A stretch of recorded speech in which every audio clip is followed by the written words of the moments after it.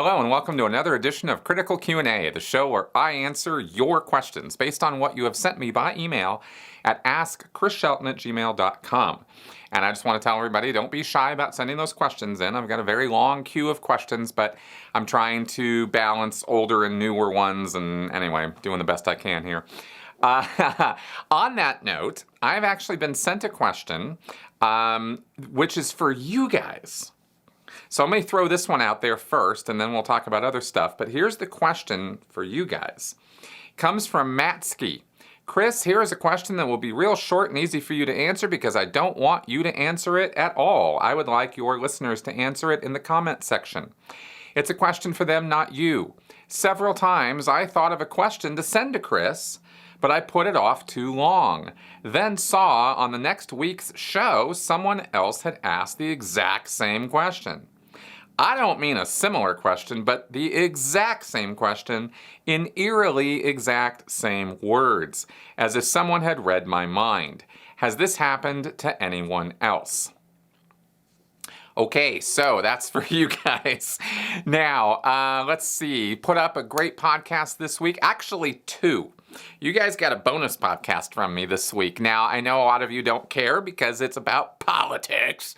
But it's, one of those impossible conversation podcasts I put up on Wednesday or Thursday. And it was, I think it was Wednesday night. And it had to do with me and a friend, a conservative, or he identifies now. I really shouldn't call him conservative anymore. He identifies as classically liberal now, but he was conservative. He was very right wing, and he and I have had a couple podcasts of impossible conversations, and they're always kind of fun. And I, anyway, if you're interested in that, that is up there for you guys to check out.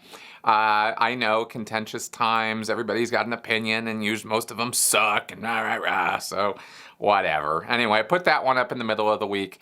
But more importantly, and much more, I think, to the general interest of my audience, yesterday I posted an interview with Dr. Michelle Haslam, who is a survivor of the New Kadampa tradition, or NKT, and we do some compare and contrast with Scientology. We talk about her experience. And one of the most interesting things about her is she is a licensed psychologist. She is Dr. Michelle Haslam in the UK, and yet she got sucked into a destructive cult and got herself out of it. We talk about all the mechanisms, all the various things that went on. So you guys might want to check that podcast out just for general information. And it was a Buddhist type cult, by the way, so we get into some of that as well. All right, now let's go ahead and get on with your questions because you guys sent me some good ones. Kevin Zay. How do Scientologists interpret global events, such as the current COVID-19 epidemic we are going through? I imagine religious cults, such as Jehovah's Witnesses, are interpreting this as the start of the Great Tribulation, or whatever end-time event the particular cult believes in. Yeah, it's interesting. Scientology is not a doomsday cult as such, but it has this sort of dogmatic belief that through the writings of L. Ron Hubbard and what he wrote and what he said in his lectures, that there is a limited amount of time in which we have to get this job done. He talks about different factors. The fact that the planet's falling apart, the various governments are constantly in turmoil, and there are wars and degraded novels and the declining moral situation and, all these things that he would throw out there. In fact, I think in 1969 or 70, there was an issue where he talked about the oil crisis and how the world only had about 5 years. And then it was all going to go to hell, right? It was going to be over by 1975. Well, of course, the world didn't end in 1975 or 74, 76, or whatever year it was he was referring to when he said 5 years.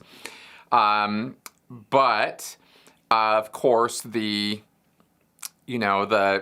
cognitive dissonance, and this kind of, studying doomsday cults is where the beginnings of the cognitive dissonance theory came from or was utilized. Anyway, when the world doesn't end after 5 years, then the cult gets to say, well, it was only because we were around, see, and we prevented it from happening. That's what would have happened if we hadn't been around, right? And just to be like super clear for those of you who haven't heard about this, for example, when might think to yourself, my God, how could somebody have such a delusion? Well, this is the same group of people who thought that the Berlin Wall came down because OT8, the highest level of Scientology, had been released that same year. And so, OT8 comes out, people start auditing on OT8 and relieving the world of whatever, worldly stress it's under. And look at what happened. The Berlin Wall came down. I mean, Scientologists were serious about this. They really thought they were the ones who were responsible for that epic event, to have occurred. Economics, government, social factors, all of that didn't matter at all. It had nothing to do with it. It was just OT8, right? Okay, so anyway, you get this kind of, so you certainly get these groups very full of themselves and very sure that they're the ones who are influencing, good. When something good happens in a societal sense, they were responsible. When something bad happens, getting back to your question, that means that they have to work that much harder and faster. That tends to be a kick in the ass for them.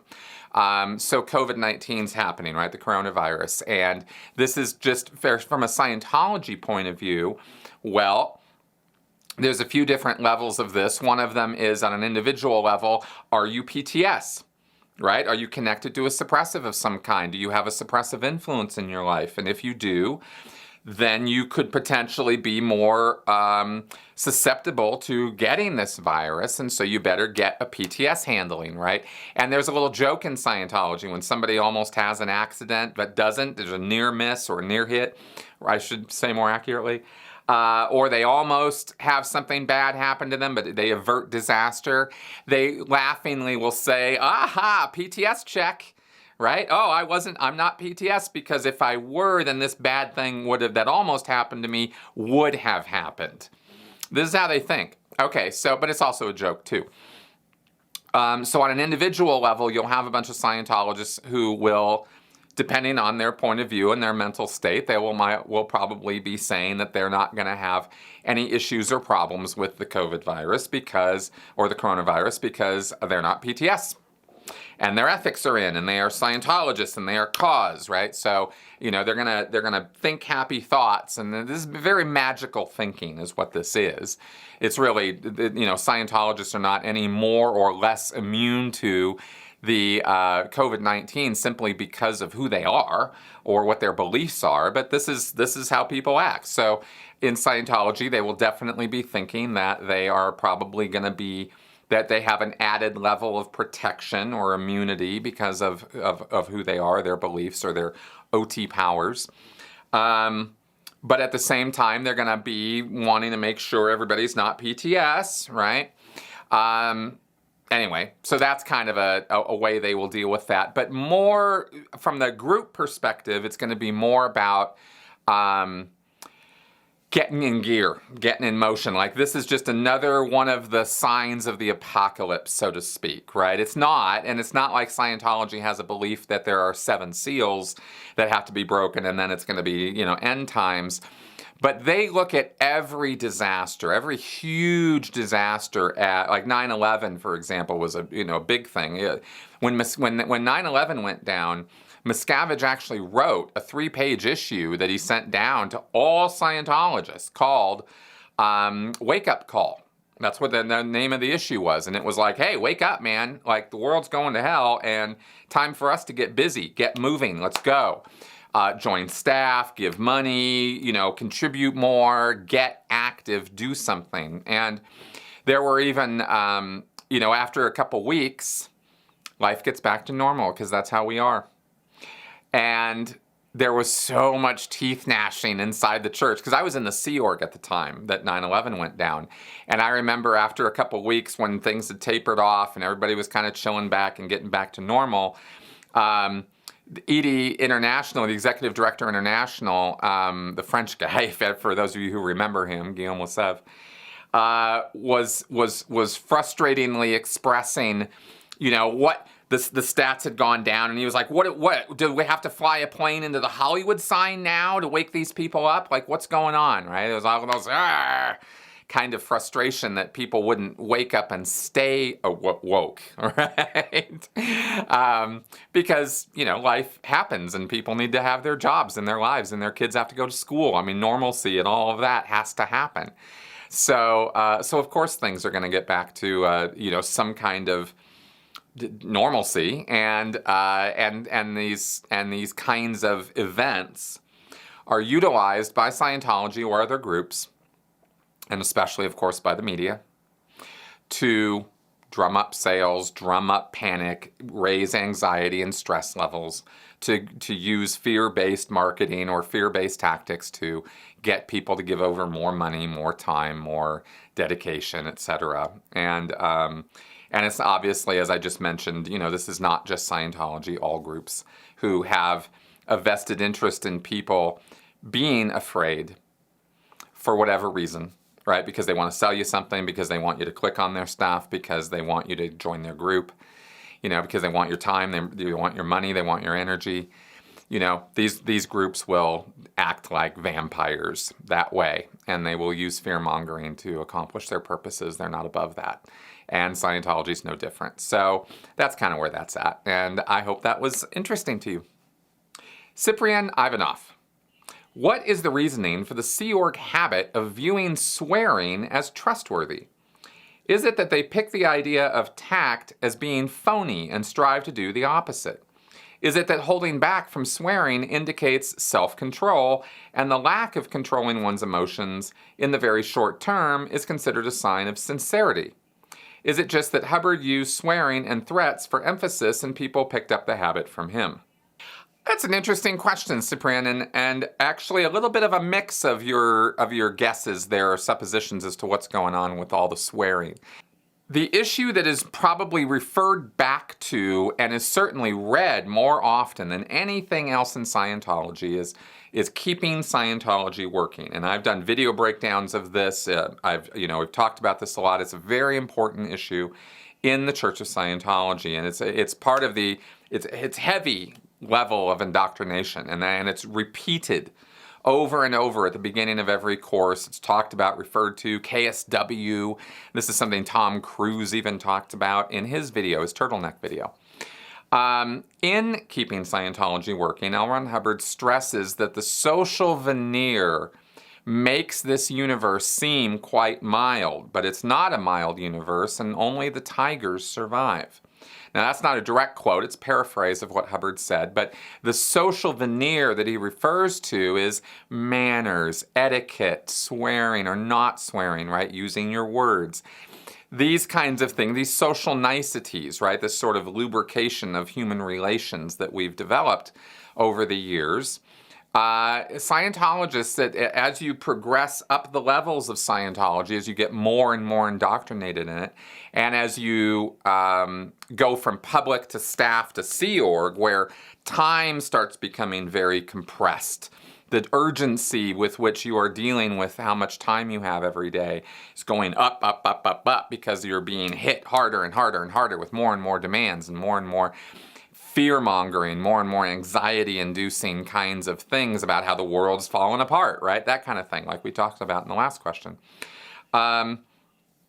Because of the urgency, stress levels are higher. Anxiety is higher as you're rising up this ladder. Now, I'm talking about the staff, or the public staff Sea Org ladder, right? Going up the bridge doesn't necessarily do this, right? There are very well-mannered, cultured, very etiquette-aware OT8s, right? Who speak well, talk well, very mannered people, but they're not Sea Org, and most of the time they're not staff, right? When you get into staff and you get into the Sea Org, that's where all this, all the swearing and stuff comes from. Public level Scientologists sometimes don't have any time for that. They're like, hey man, shut off the potty mouth. I'm not interested in being talked to that way. And if you're talking to a public person, and especially if you're trying to get in their good side and you want their money, then you will comply with their wishes. But if you're in an ethics handling where the staff member or the Sea Org member is the one who has the authority in the room, They don't care what the public person has to say about their swearing. Getting back to the stress and the anxiety levels that come up on staff and in the Sea Org, that's where the swearing comes out, because tempers are shorter, time is more limited, patience is strained, and so let's fucking go, man. Come on, let's move your ass. Let's go, right? Like that kind of language just flows from Sea Org members' mouths because they're just talking that way. It's just it is a reflection of the impatience and frankly the stress that they're under. So I think that's how I would approach answering that question. You also mentioned as one of the things, L. Ron Hubbard doing this. Yeah, Hubbard swore like a sailor when he wanted to, and apparently that was quite a bit. And he could be a ruthless taskmaster. So he wasn't afraid of giving somebody the sharp end of his tongue if he thought that they deserved it. And that sort of stuff rolls downhill. Of course it does. And certainly Miscavige learned those kind of, that kind of culture, that Miscavige was steeped in that as a CMO messenger and as a person coming up during that time when Hubbard was still, around. So that's where so the swearing still comes from the top down. So that is a factor as well. If it was discouraged, or if Miscavige, came down with some rule someday that, hey, no more, that's it. Sea Org members, I don't care what circumstances, and then knock it off, then they would stop, or at least they would try to curb their enthusiasm, but for swearing. But that's it is from the top for sure. So there's that factor as well. And there you go. Haley Smith. Having watched a recent critical Q&A, I was struck that you openly called out Jackie Lacey. Not because it wasn't well-deserved, but because you weren't afraid to pull any punches. Having watched all of your catalog, I know that you have no time for sexism, but it got me wondering if your history in Scientology had an impact on your open-mindedness on equality. While I loathe most of what I learn about Scientology, something that has been interesting is that the progress has very little to do with life experience or gender. I'm just curious if you think critical thinking played more of a role, your lovely bride, or that you were exposed to the fact that people are potentially carrying a history of past lives in which they could have been anything/everything. I guess I'm asking if you think that one of the few good nuggets of Scientology is that people are not defined by their earthly bodies, but by their character, i.e. Phaeton. Or if that became more apparent to you later after discovering critical thinking. Was there a fair amount of sexism in Scientology? Okay, thanks Haley for this question. This is interesting. I've mentioned before, and my experience of sexism in Scientology was almost non-existent, to the degree that women were in charge more often than men. Women were in command positions and giving orders, certainly out of the CMO and RTC, all the damn time, right? There were way more women in RTC and way more women in CMO than there were men. And those were the organizations that were really the command structure of Scientology, right? They were the ones who implement David Miscavige's desires, wishes, and orders. And make of that what you will. Obviously, Miscavige has a thing for promoting women over men. Probably a male dominance thing on his part, I have no doubt, right? But I don't know if sexism is part of his game or not, but I kind of imagine it is, given the disparity between men and women at the level of RTC and the level of command personnel in Scientology, generally speaking. It's just an interesting thing that I've noted, and it's anyway, yeah. So I don't think that women are discriminated against in favor, in making them not have those roles in Scientology. Okay, and we never really thought much about men or women when it came to personnel. I did a lot of work with personnel in Scientology and the Sea Org, moving people around, transferring people to different posts, needing people to go do training, needing people for executive positions. And their gender was frankly just never, ever part of the consideration of why we would put somebody on a job. Just never even thought about it. So that's why, for me, my experience of it, even at the level of the Sea Org, where things suck really bad for all kinds of reasons, Sexism wasn't really one of those reasons for me. Now, I am not going to say, though, that it doesn't exist or that nobody in the Sea Org ever experiences sexism, because I'm quite sure that there are people who come into the Sea Org with very sexist attitudes, and they carry those attitudes on into the Sea Org, because there isn't anything particularly telling you not to either. Hubbard doesn't anywhere say anything about, don't be sexist. He doesn't say those words anywhere. So anyway, I think if it got in the way, if it got weird, if somebody started acting weird or abusive or something like that within the world of the Sea Org attitude is pretty much, it's not a timid place. It's not a place for timid people. So women who come into the Sea Org generally, rise to the situation where they're not going to really particularly take a lot of shit from guys either, right? I mean, the equality's it is kind of there. It's kind of an interesting thing. Now, as far as my own upbringing or Scientology background, speaking to my current beliefs and ideas about this, I think it's probably a feature, not a bug, that I was raised with the idea that we are all the same in terms of being spiritual entities rather than being defined by our bodies. Because if you remove the body component out of it and you just look at a living human being, and you look at everybody as a living human being, okay, all human beings should have right to life, right to movement, right to thought, expression, right, etc. Like these basic human rights. We should all have them. I mean, this is also pushed within Scientology. The Universal Declaration of Human Rights is not just given lip service. Sea Org members, Scientologists really believe in human rights.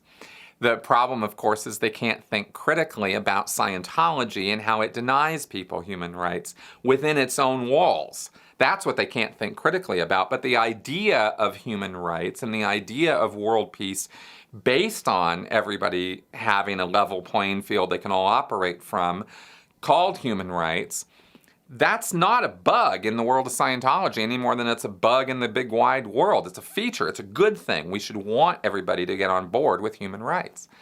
And I did get on board with human rights while I was a Scientologist, and I carried that over. So when I came out into the big wide world and I looked around at what was going on, I went, well, this is a lot of bullshit, because this is denial of human rights, right? And that's not cool, and that's never been cool with me. So I think my upbringing probably did have a lot to do with that. I didn't grow up thinking that there were some people who are more equal than others. I didn't really come up thinking that way. And I never really bought into that whole idea.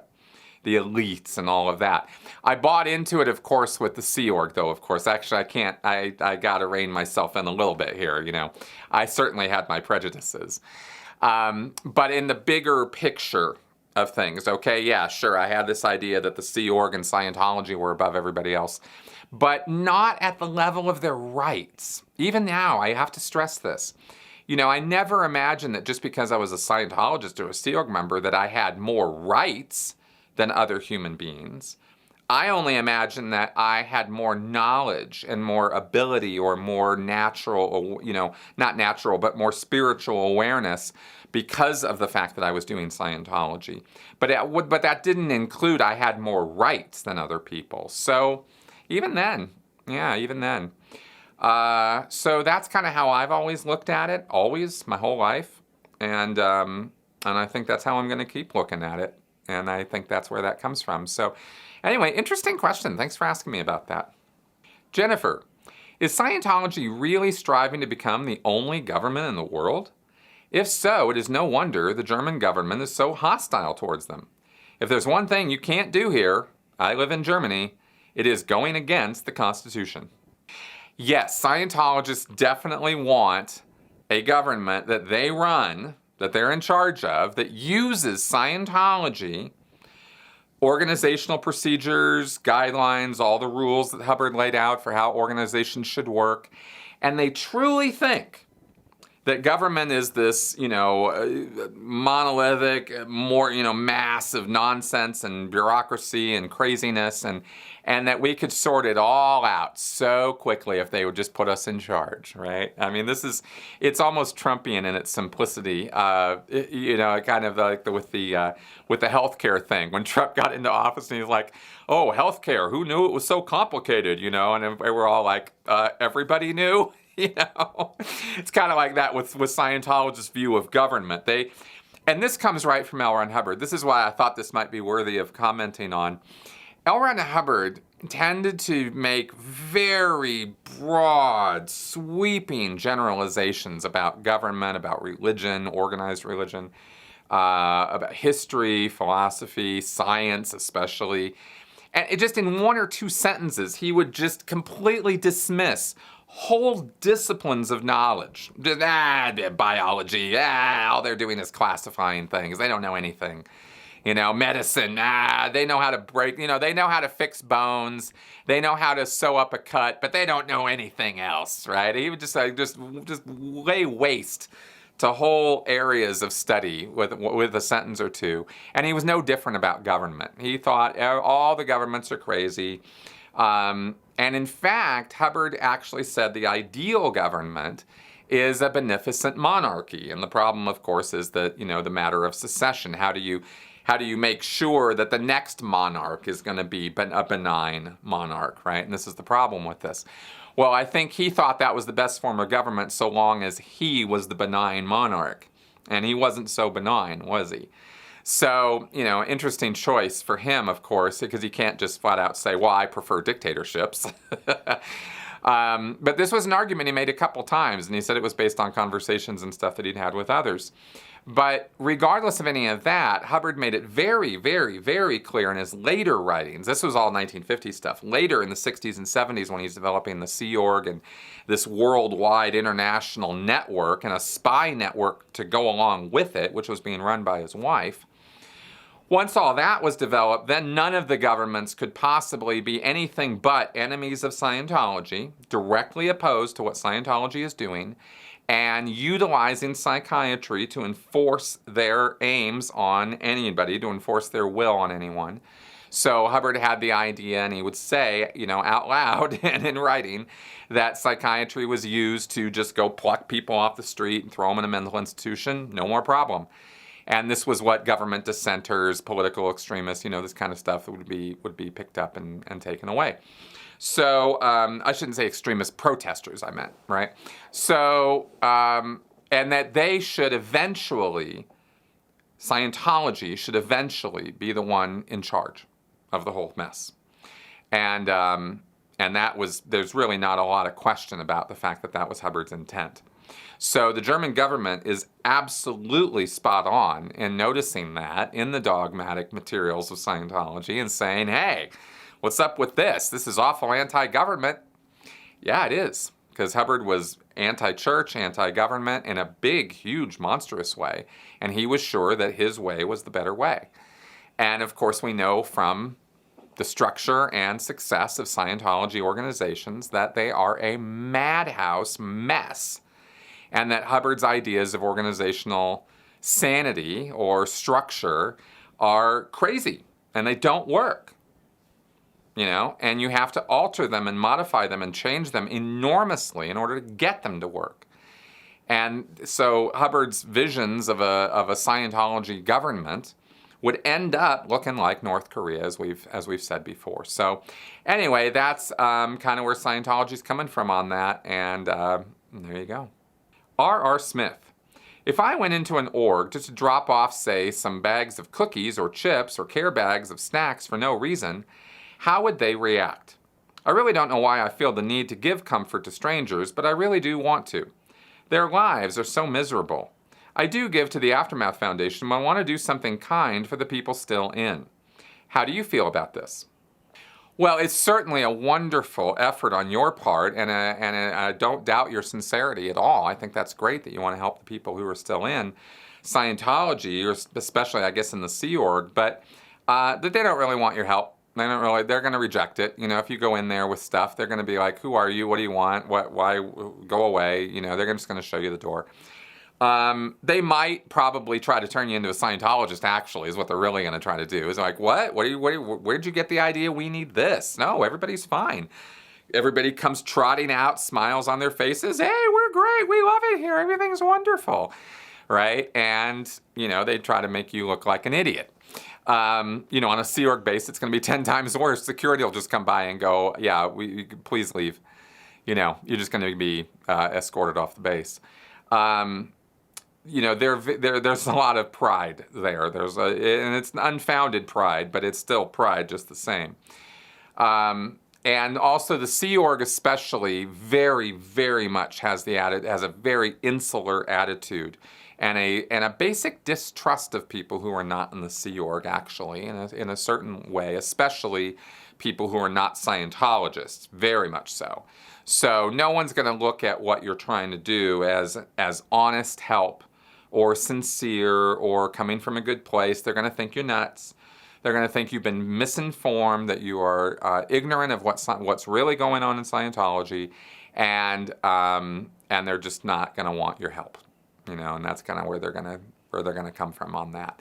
That's it's an interesting question because no one's ever posited it to me before. It's a good one, but like I said, I think your efforts to help people inside are best met by giving to the Aftermath Foundation or to other charities or the International Cultic Studies Association if you want to broaden it out really wide.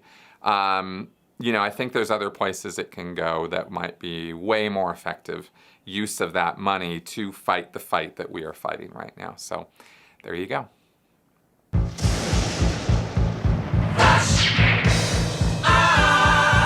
Well, it looks like it's time for some more flash answers. Paul Clark, what do you do to relax? Your wife must be incredibly supportive, so make sure you keep hold of her. Thanks, Paul. My wife is thebomb.com, and I will definitely be doing everything I can to keep hold of her. As far as relaxing goes, I mostly watch TV or movies, chill, listen to music. I have only in the last year or so, I think less than that even, but I started putting some kind of a schedule in my life where I actually kind of try to do my work during the day and then have my evenings and weekends somewhat freed up a little bit, or more so than they used to be. So that's going better, as far as getting that kind of discipline in. But mostly just that. I also, do Lego model work. I kind of like doing that, and designing stuff and things like that, and writing, of course. So that's kind of what I do. Leo Perez, what do you plan to do after you die? This is actually a question my 9-year-old son asked me. What happens when we die? Thanks, Leo. My favorite answer to this question, what happens when we die, is from Louis C.K. And if you haven't heard it, the answer is lots of things happen when we die. We're just not there to watch them happen. We ain't there, right? We're not part of that picture anymore. So I think that's what happens when we die. I don't have I haven't made any reservations at Shanahan's or anything for after I die. So, Gern Blanston, I was wondering, right now you have over 31,000 subscribers. Do you think you have more subscribers than Scientology has members? Actually, I do. Which is crazy! Never imagined when I started this that I would grow this channel this far or have plans to keep it going, but I do. So anyway, yeah. Okay, guys, that is our show for this week. Thanks a lot for coming around and listening to me blabber on here. I hope you found it informative, educational, and entertaining. Please leave any questions for me, or rather, I should say, send me any questions you have to AskChrisShelton@gmail.com. And of course, if you're liking my channel and you enjoy what I do and you think that maybe this should continue for a little while, then consider joining me on Patreon, because that is what keeps the lights on and the show going. All right, guys, I'll see you next week. Bye-bye.